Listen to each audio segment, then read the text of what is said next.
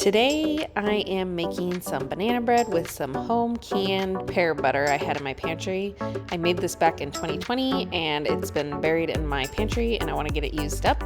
I love using things like pear butter or applesauce or even apple butter in my banana breads. I like using this in replace of like maybe some sour cream.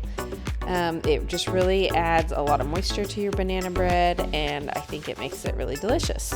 Banana bread is always something I love to keep on hand. I like to stick it in the freezer.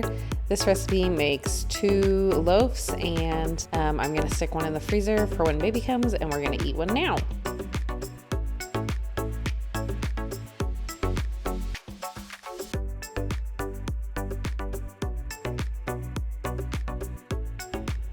I hope that this gives you inspiration on how you can use home canned items out of your pantry so nothing goes to waste.